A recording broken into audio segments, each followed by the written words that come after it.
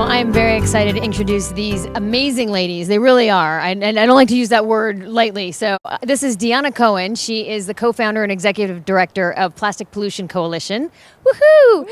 And we have Lisa Kaas Boyle, and she's an environmental attorney. And these ladies do great things. Thank you so much for being here. Thank you. So I just watched them on a panel about plastic pollution, and wow, I mean, there's a lot of information, a lot that we know now, which is great, and now something that we need to do something about it. What are you working on right now? Like, what's your main passion at the moment with the plastic pollution? Just in 2014, my main passions with the coalition have been to launch a project called Refill Revolution, which we did at Bonnaroo this year, and it was a special pilot project where they invested in a number of reusable stainless steel cups and reusable stainless steel bottles that they branded and then made available at every point of sale for beer and for water, and incentivized people bringing those back by giving them $1 off afterwards. So amazing, because concerts obviously are one of the places where just massive plastic pollution occurs. And I have to give a shout out to Bonnaroo from my home state of Tennessee, because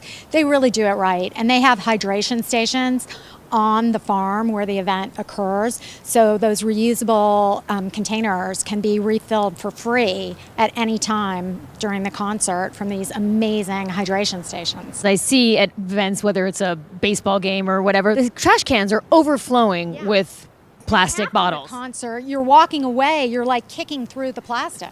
Yeah. Oh, it's so sad. Well, that is a big one. And what do you do as the environmental attorney? I've been working on legislation quite a bit, obviously, as an attorney. And this year is a really great success for plastic bags in California. We have managed finally, after 10 years of trying, to ban plastic bags in the entire state of California. We are the first state to uniformly ban plastic bags as a state. Hawaii actually beat us to the punch, but they did that island by island. So we're the first to do it in one bang. But the way it worked is actually interesting. We had to do it in a patchwork fashion at local levels until the pressure was so great that we were able to achieve state legislation. And another piece of legislation I'm working on is to ban microbeads, plastic microbeads in consumer products. People generally don't realize that their toothpaste or their body scrubs or their face wash can contain little bits of polyethylene as an exfoliant, which washes straight down the drain. It's just entering our lakes, rivers, and streams and washing to the ocean, and becomes fish food. So you're going to end up eating your exfoliants. Is that just because it's cheaper to do plastic? I mean, we had, the apricot scrub growing up I had, a crushed apricot. What happened to that? And it smells good. Plastic, unfortunately, is really cheap. It's shocking, but we're actually producing more petroleum and natural gas in America right now than ever in our history. Kind of odd under Obama that's what's happened. We're fracking, and there's so much oil and natural gas. There's actually a boom, and it is cheap. It actually makes a terrible exfoliant from the consumer perspective. It really doesn't do anything because it's uniform and it's smooth. So you can scrub away forever and it's not going to exfoliate. Those old apricot shells and rice husks, they're really rough and they will exfoliate. Right, it really sloughed it off. Well, what a design flaw with that. The bag ban, I remember when it was trying to do the state ban at first. In the state of California, we had to ban it in 97 or 99 different cities and counties. And that everybody's been working diligently at that. And it's come up at a statewide level as a ban multiple times, but the plastic industry threw $1 million here, $2 million there, made magical thinking PSAs and radio PSAs explaining how banning plastic bags would cost teachers jobs, which is a really pretty, they have no relationship. And poison you. Right. Poison you. Right. And then another big kind of propaganda that they've been putting out is this idea that reusable bags may have E. coli. And my answer to that, Who's pooping on their bags? My answer to that is, at any given moment, anything can have E. coli on it, but your socks, your underwear, you wash them. You've got a reusable bag, wash it. Great. Well, and I just appreciate everyone's tenacity to making that bag ban happen, because I know it's been a lot of work in the making. Oh, I know. It's been incredible. But what's so great is that when something progressive happens in one state, it can spread, and hopefully eventually we'll have national legislation.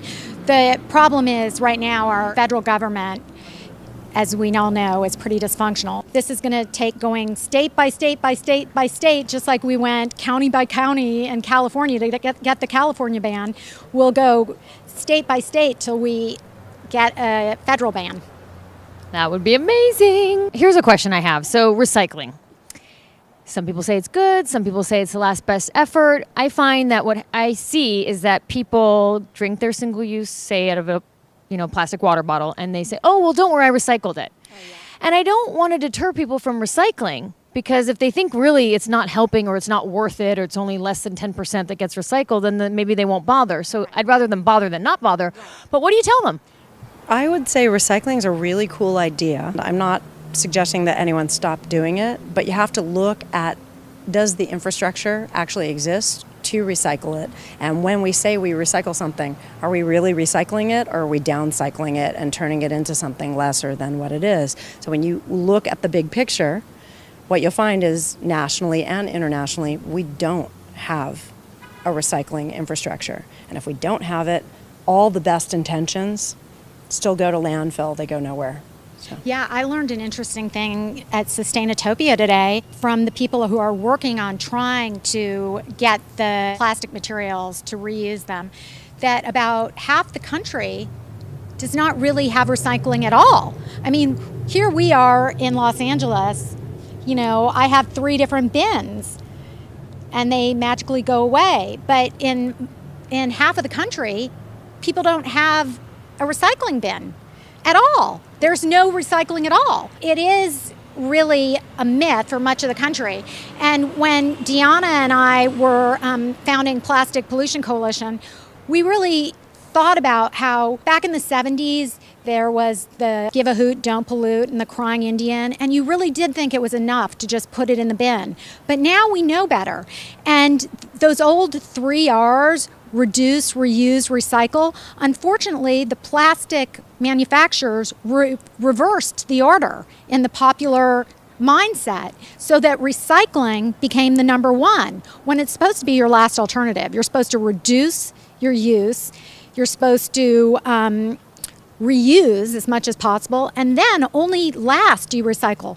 But the chemical manufacturers, they want you to think that you can recycle. They want you to think that it's okay to use single-use plastics because you put it in that blue bin and it comes back as a plastic bottle.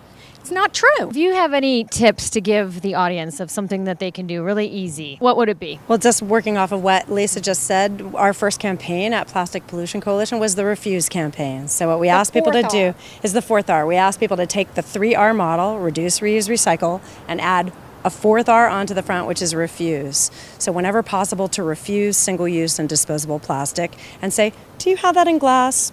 I'd like an iced tea, no straw. We need to pass a law, only single-use plastics on request, only a straw on request. It has to be the law, because as many times as I go to restaurants and say no straw, it shows up with the straw anyway. I know! Habitual for the restaurant. And even though they hear you, they don't do it. It's just habitual, because so much of it gets given to you and immediately disposed, even if you don't use it. That is so true. I do believe that government mandating things makes such a big difference. And it's, I'm sad that it does, that we can't just take the initiative ourselves, but it does work and it does help. So I feel like we need to work on it from all fronts simultaneously. So legislation obviously is very important. Raising awareness and educating people and young people and children is very important.